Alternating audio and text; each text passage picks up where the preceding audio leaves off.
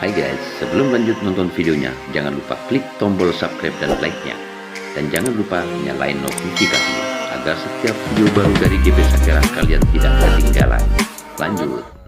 Rekan pemangkar GP Sakera dan masyarakat Situbondo, malam ini sengaja saya live karena dapat pengaduan bahwa ada pengaduan dari Sumber Kolak, di mana ada seorang laki-laki yang meninggal karena kecelakaan, namun keluarga diminta untuk menandatangani bahwa almarhum itu dinyatakan meninggal karena COVID-19, sehingga akan diperlakukan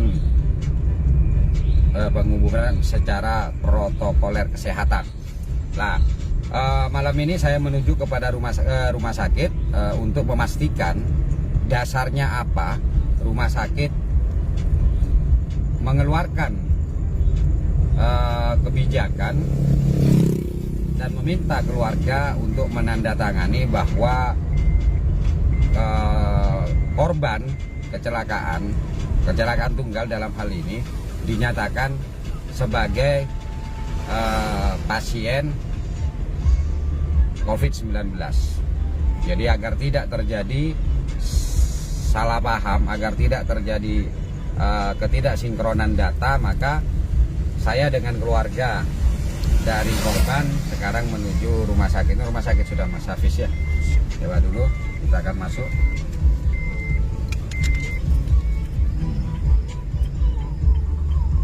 Kita akan masuk ke rumah sakit.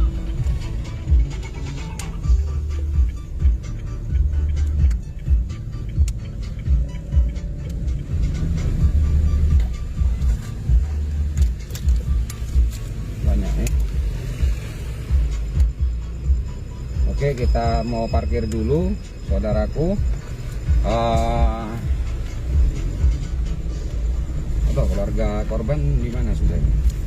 Jadi ini penting kalau saya lakukan dengan tujuan keluar dulu. Ayo.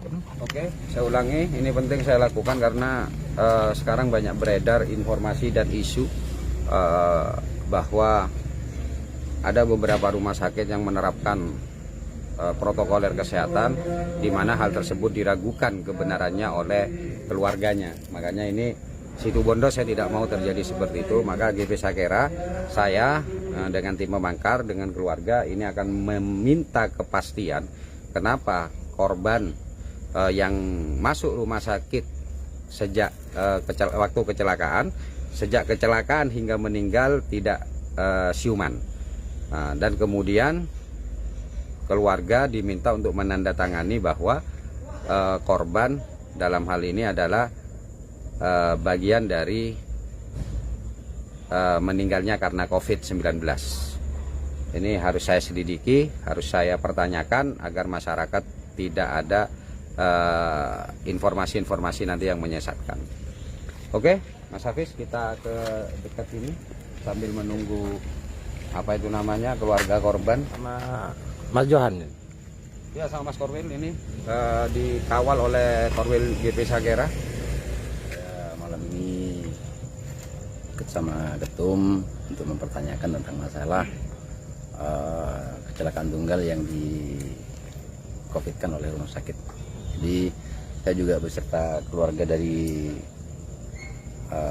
jenazah yang meninggal untuk Keluarga yang dari mana, Pak? Keluarganya di Sumber Kolak. Di Sumber Kolak. Sumber Kolak mana? Di RT berapa ya? Itu RT berapa? Coba RT 2. biar nanti tahu. Alasan mengadakan pengaduan kenapa ini, Pak? Ya itu kan kronologinya kecelakaan. Terus berapa hari apa kecelakaannya itu? Hari Sabtu jam 10. Hari Sabtu jam 10, terus langsung dilakukan pemeriksaan. Terus ada kepalanya katanya ada tadi retak di bagian kepala belakang. Di bagian kepala belakang. Kendaraan. Terus akhirnya sadar enggak pada waktu kecelakaan itu? Habis kecelakaan langsung koma dia Langsung koma sampai di ICU ya? iya, Sampai meninggal ini sampai tadi? meninggal. Nah, terus ceritanya ternyata kok sekarang bahwa keluarga korban ini dinyatakan sebagai apa? Meninggal karena Karena COVID, bukan karena faktor kecelakaannya. bukan. Nah, itu ya. Jadi itu informasi awal yang bisa saya sampaikan kepada masyarakat Situbondo. Tapi ini semua masih berupa masih berupa informasi awal. Jadi harus saya luruskan, harus saya pertanyakan apakah memang ini betul-betul COVID ataukah hal yang lain. Maka kelanjutannya nanti kita kita ikutin, kita saksikan di channel GP Sagera Situbondo. Oke, dari saya Bang Ipul, karena ini biar cepat, langsung saya akhiri. Assalamualaikum warahmatullahi wabarakatuh. Waalaikumsalam. Salam Manggar. Salam.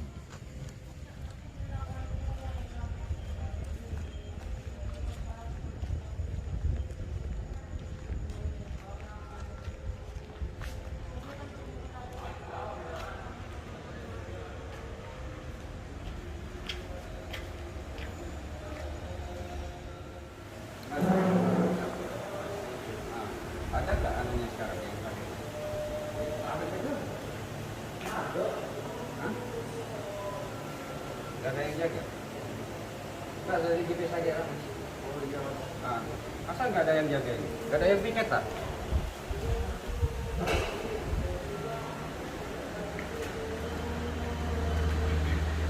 Ini kita akan menanyakan ke pusat informasi dan pengaduan, tapi kayaknya petugasnya nggak ada ini. Mas, petugasnya informasi ada nggak?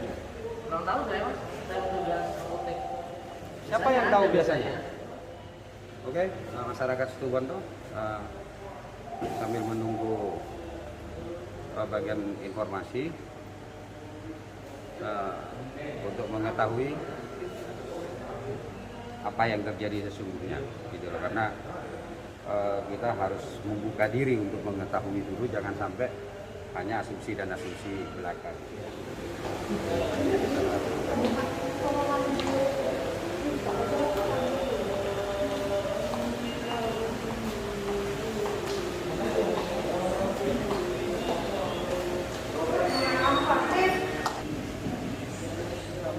Dan ini ada pengaduan ke GP Sagera, ya loh, terkait dengan salah seorang keluarganya yang meninggal ini tadi, terus dinyatakan COVID-19. Nah, saya butuh siapa yang bisa menjelaskan di sini selain informasi. Tugasnya di sebelah saya pak ya, untuk pusat informasinya memang di sini tempatnya. Oh, jadi di sini ya? Di sini tempatnya. Pusat informasinya coba saya telepon dulu. Oh, Yang nggak ada biasa tempat lain, nggak ada ya? Berarti Ada. nanti kita Informasinya tungguin sudah aja di dulu sini. ya? Oke. Oke, siap.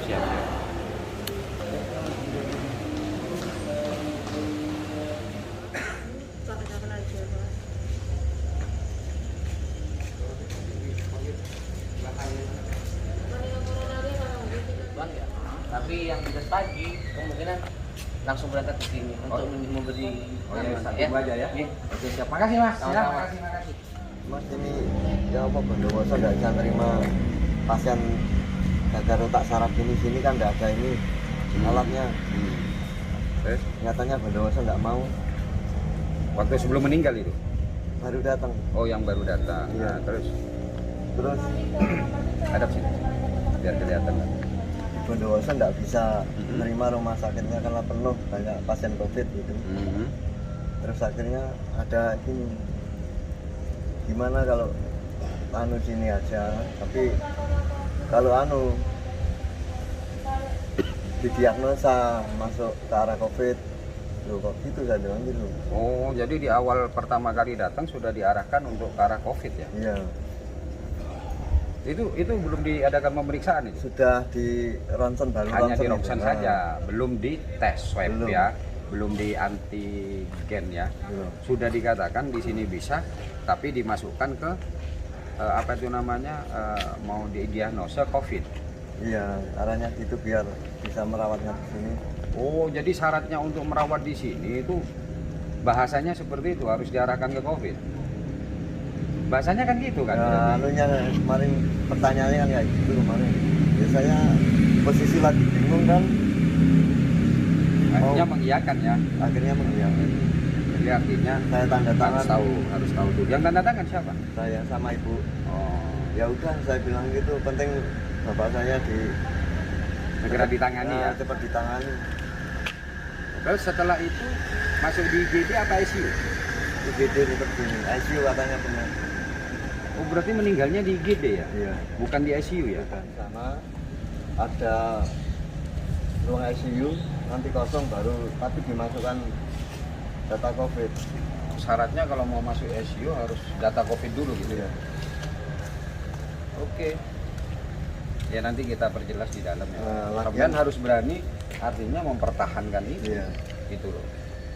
Iya toh, karena ada kemungkinan ini nanti kan akan jelimet. Jadi saya minta sampean untuk bisa mempertegas bahwa kejadiannya seperti apa. Yang tahu kan sampean kan. Iya. Nah, gitu loh. Intinya ada syarat-syarat tertentu agar bisa dirawat di Situbondo, satu ya. Karena di Bondowoso tidak terima. Iya. Yang kedua adalah kalau misalnya nanti ada ICU itu kosong, ini bisa Baru dipindah ke masuk tapi dengan syarat harus terdiagnosa COVID itu. COVID. Kalau enggak, Ya itu saya nggak berpikir sampai itu jadinya. tapi itu ungkapan dari atau pernyataan dari orang rumah sakit kan ya? Iya. Saksinya ada ibu juga. Ada ya saksinya ya. Makanya kan ini cukup heran kan seperti itu kan. Makanya ini dengan keheranan yang kita punya maka ya, kita harus Makanya memperjelas. itu yang dipikirkan saya sama ibu setelah bapak satu malam dirawat itu, saya berpikir gitu loh kok gini. belum sudah divonis ya. Ya, padahal ya dalam hati saya sama ibu berpikir gini, pokoknya bapak saya cepat ditangani soalnya kepalanya itu kan.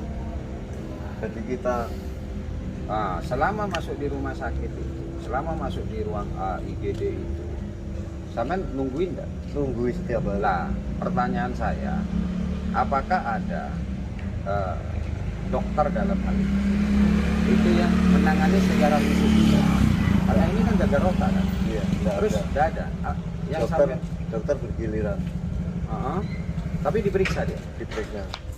Tekarannya gitu ya. Iya. Ada satu dokter yang bilang bapak ini jantungnya bagus.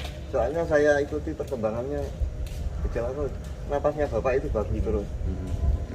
Nggak ada sesak, nggak ada. Detak jantung ya istilahnya normal. Oh berarti. Enggak, tapi artinya begini, ketika dirawat di IGD ada pelayanan lah ya, Ada. tetap ya. Ada. Ada pelayanan, terus alat bantu yang lain, bantu pernafasan, oksigen. Ada. Ada ya?